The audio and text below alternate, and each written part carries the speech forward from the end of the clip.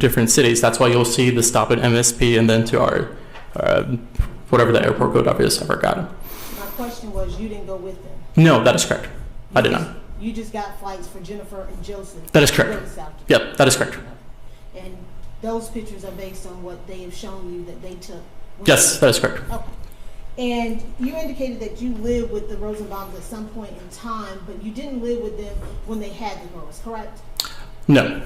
You visited them a couple of times? I did. So when you would see the girls, first of all, you never took care of them, you never had to change their diapers, you never had to give them a bath or any of that? That is correct. Right? No. So would it be fair to say that you never saw them undressed?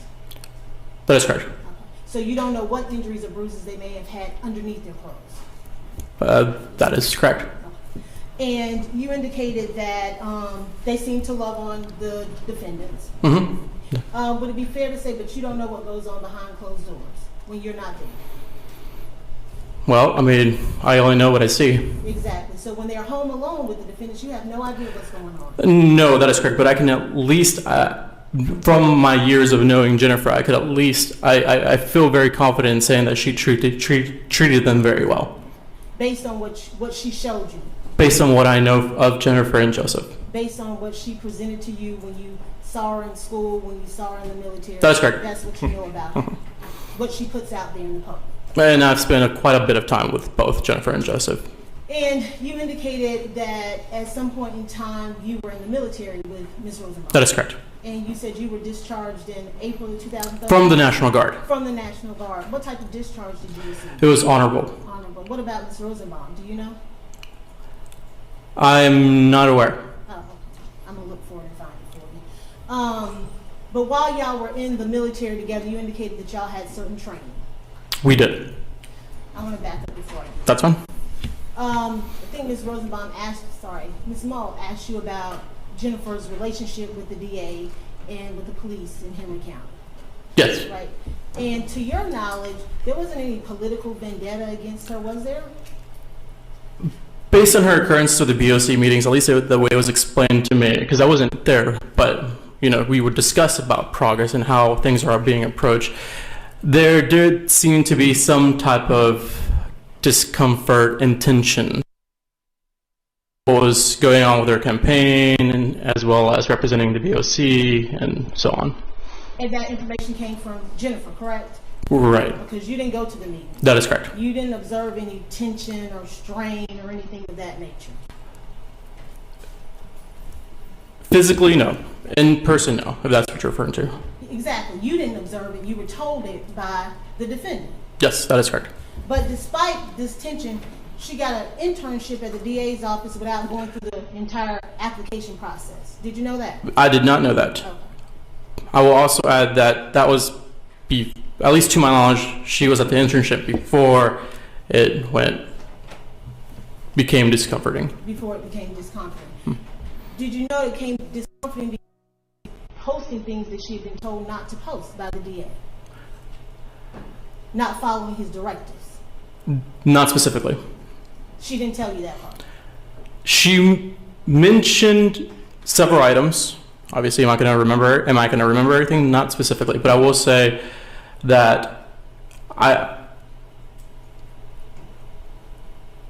the way, once again, she is a very passionate individual, and she will do her best to do what is necessary in order to accomplish that end state, that end goal. And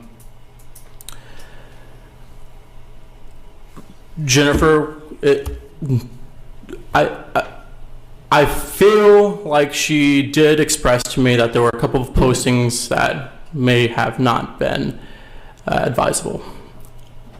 So your understanding is that she posted things that she wasn't supposed to, and that's what caused the issue between No. Okay. No. That's not your understanding? At least my understandings are separate based off different occurrences. Based on what Jennifer Rosenbaum told you? That's right. Okay. And then you told Ms. Mull that you knew that you never saw the girls get a spanking or a beating? That's correct. Or tortured for falling asleep in the car? That is correct. How many times did you ride in the car with the Rosenbaums and the girls?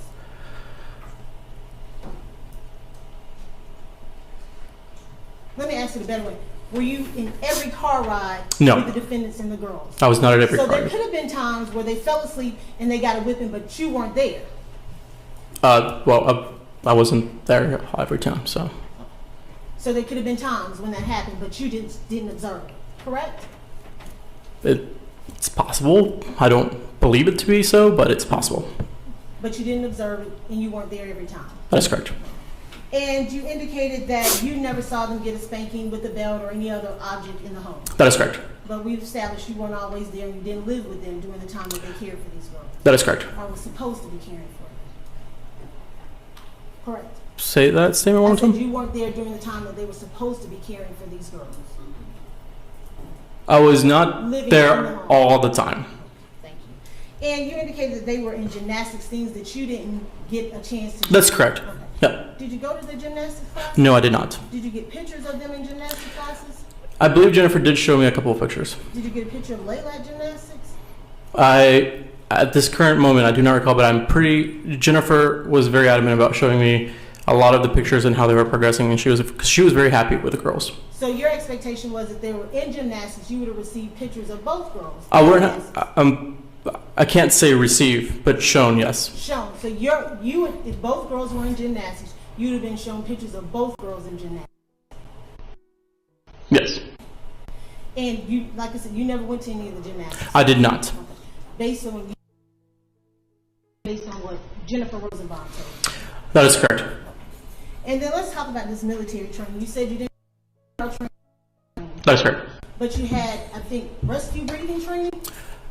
If you want to, okay, so I had combat lifesaver training. There's a differentiation between two. One's specifically related to combat-related incidents, and CPRs is separate. As a matter of fact, in the training documentation, you will see them stated separately because they are two separate processes. I asked you, did you have rescue breathing training? We spoke on yesterday. It was a step. Okay. We spoke on yesterday. There was a step There was a step called what? that said rescue breathing. Okay. Did you go through that training? I went through the combat lifesaver training. And one of the steps was rescue breathing. One of the subsets is rescue breathing. However, it is not a performance action measure, but it is stated in the training. It's stated in the training. Did you have the training? Yes. And Ms. Rosenbaum was in that training with you as well. No, she was not. So she didn't have training while she was in the military. She would have had some level of training. Whether it's the same, I cannot state for a Y'all fact. were in the same unit, correct? We were in the same unit. No, okay. So now you're mixing a couple of training sessions together because we both attended basic training in separate years. Basic training is when we received this training. She would have probably received it back in 2009. I received it back in 2010. These are way far back dates. So she would have received it the year before you did. Yes, if she. Mhm. What did you learn when you learned that step of rescue breathing? The step, I believe, if I remember correctly, is followed by, the step encompasses giving air to the victim, per se. So you walk up on somebody and you just start giving air. No. Not steps before that? There are steps. What's the first step? Making sure there's nothing obstructing the airway before you go into that step. Okay. Mhm. And the next step? And then the next step was, from there, then you check for breathing or pulses and stuff like that. It's something in sort of fashion. Let's start with, if they're not breathing, Well, no, is no. that when you start giving Well, rescue first breath? you unobstruct it to make sure, to be able to verify if they are or are not. Okay. So you unobstruct it, Mhm. and if they're not breathing, that's when you start giving breaths. Yeah. Well, yes. If something of the sort. If you check their pulse and they don't have a pulse, you start compressions. Not that I'm aware of. Not within this training. So they didn't teach you if someone doesn't have a pulse, they didn't teach you what to do as part of combat training? No. So they just said, just sit there and look at them? Well, I mean, if I'm thinking about the training correctly, that's where it ends. Because it's a performance step measure. And at least as far as I can remember, as a matter of fact, it's very interesting points that you bring up because, once again, I do want to differentiate between the two, combat lifesaver course and CPR.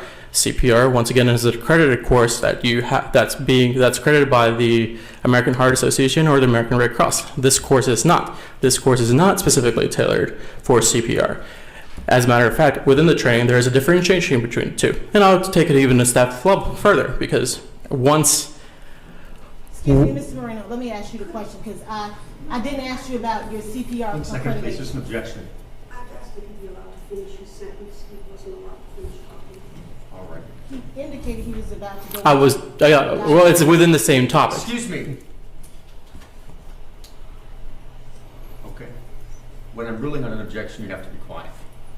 Okay? And another thing. There's too much talking over. Okay? Let's see. You can finish your response to the question.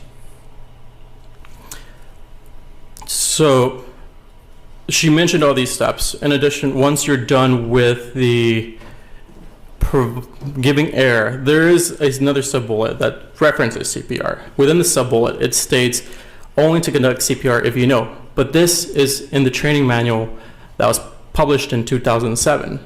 As a matter of fact, you can actually Google it. It's Combat Lifesaver. But as you move further throughout the years, the Army specifically amends that and publishes a new edition in 2012. That bullet is no longer if you know it. As a matter of fact, it states it is recommended to not perform CPR. And it even goes further by stating that CPR is not a combat lifesaver task. My question was, did they teach you, if someone did not have a pulse, to give them compressions to help their heartbeat? I'm sorry, say that again? My question is, did they teach you, if you had a fellow military soldier next to you, they weren't breathing, they didn't have a pulse, you said they told you to give them rescue breaths. Mm-hmm. If they didn't have a pulse, you're saying they didn't teach you to do compressions to help their heart continue to beat. So I will answer your question, and I want to add a little bit more to it because I think it's a very important question. It stops at that sub-bullet that I mentioned. If you know how to provide CPR, proceed with CPR in 2007. So as you mentioned chest compressions, I was reading through the Mayo Clinic, and the Mayo Clinic references chest compressions as to provide the ability of someone to circulate blood, but not necessarily to add to... I'm sorry, you would have to ask the question again. I think I just lost my train of thought. My question was, what did they tell you to do if somebody didn't have a pulse?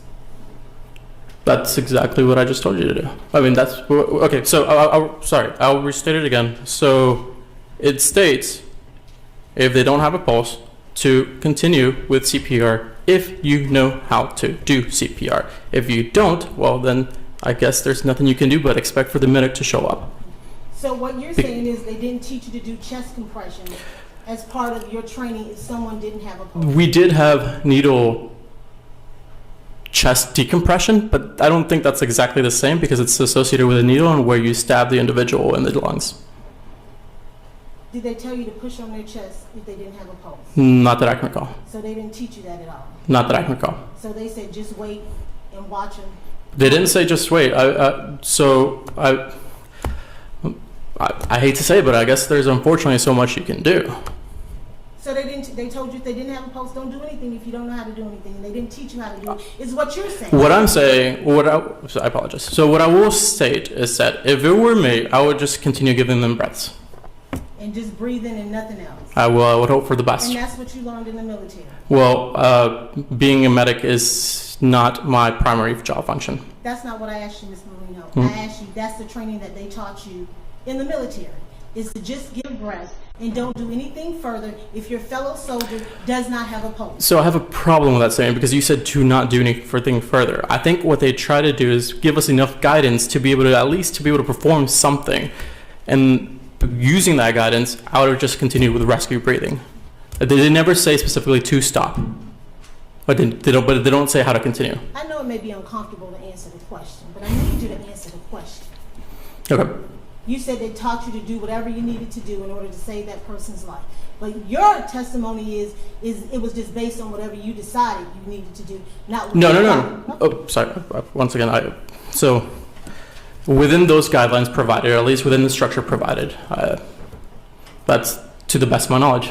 And I'm trying to figure out, how did they guide you? If they don't have a post, what did they guide you to do in your training? So there's a lot of steps that occur, at least in combat. Once you don't know what you can do, the only option is to continue the battle because mission comes first. So, I mean, there's only so much you can do until, unfortunately, the victim passes. So I want to be clear, your testimony is here that the military never taught you to do chest compressions to keep somebody's circulation going, to keep their heartbeat going, during your basic training. That's your testimony? If you differentiate the needle chest decompression, then yes. So they never taught you to press on their chest? That I am aware of, yes. You didn't learn that in basic training? That I am aware of, yes. Nothing further. Mr. Moreno, did they teach you how to do a Heimlich maneuver on a toddler? No, they did not. The purpose of this, once again, is for combat-related incidents. Did they teach you to do CPR on a toddler? No, they did not. Anything else, Ms. Young? Nothing further. All right, you can step down. Any objections to this being excused? Nothing to say.